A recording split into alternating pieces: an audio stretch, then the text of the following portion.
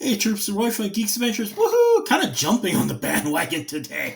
Um, HasLab has Hasbro Plus, their online site for Hasbro. And HasLab, their little special online projects section, released today. They dropped an announcement for a big GI Joe project. I guess word about it's been floating around, but it's out. It is for the XH-1 Dragonfly assault helicopter for GI Joe. Back in the day when I was a kid in high school in the 80s, I remember when the first XH-1 Dragonfly came out. It was okay. For me, the problem was that it kind of looked like they were trying to make a pimped up version of the AH-1 Cobra. Unfortunately, it was okay. There wasn't any, I mean, it had weapons, had a cockpit, had a Wild Bill as the pilot, all this kind of stuff, but it never really grabbed me. Good news is down the road, Hasbro created a whole bunch of other wonderful choppers, like the Mamba. Oh, the Cobra Mamba is amazing.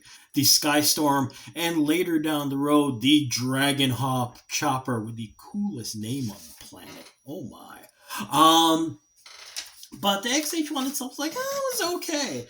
Well, as the inaugural project apparently for GI Joe, and a chance to see if collectors are really into throwing down for new vehicles for the larger scale figures. They came up with this one, and it kicks butt. If you go to your local, there are videos all over the place right now. Check the Hasbro Pulse website.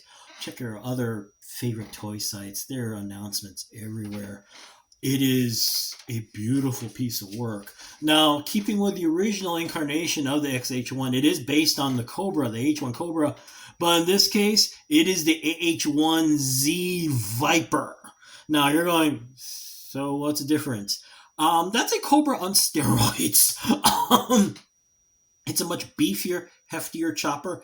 In this case, what's happened is that the chopper has a little, the vehicle now has a little more weight and oomph to it, and in particular, it's got two giant cheeks along the bottom of the nose beside the Gatling gun, like the AH-1Z, and also has two massive engines as well, like the Viper as well.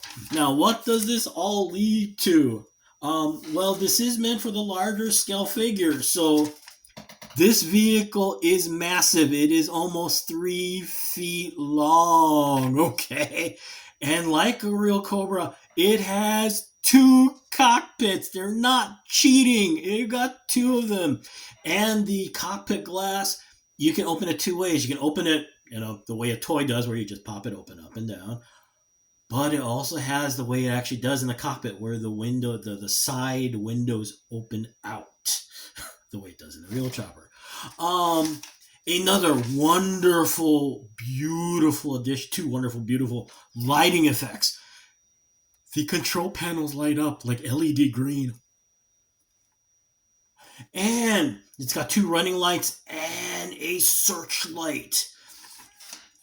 They did not play when they decided to go all out in creating this chopper. What else have you got? Well, rather than going with the traditional tail rope, now, remember in the old XH-1 Dragonfly, it had that funky little V-shaped tail thing on the back and the weird-looking spinner propeller thingy as the anti-torque rotor. Well, they clean things up. They actually do make it look like a no-tar system, the no-tail rotor system on the back. So you've got an actual cone at the end of the tail. That cone's removable, and underneath that is the no tar turbine system that takes the place of the usual anti-torque rotor. What else have you got? The coolest thing. Tons of accessories. You have a giant stand, so you can actually kind of display it any way you want, on your shelf, on your desk, in your trophy room, wherever. You have a plethora of weapons and weapon effects as well. And of course, you got Wild Bill, the pilot as well. Yay! Cool. Another bad news. It's $275. Yeah, it costs $25 more than the Batwing for McFarlane Toys.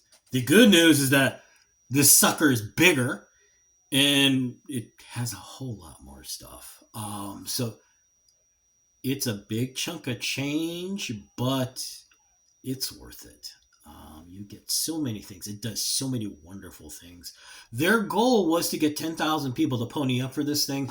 And like I said, the video, the all the information dropped today. They've made their 10,000 already. And it stops on July. Oh, shoot. It stops in the middle of July. So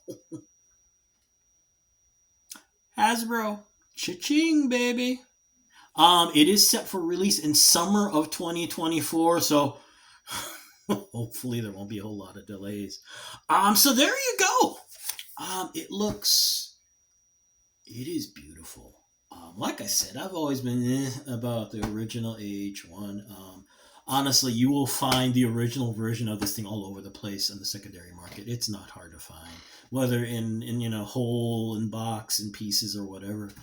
This piece is a gorgeous reboot of that. It's bigger. It has more stuff. The electronic effects are a nice touch.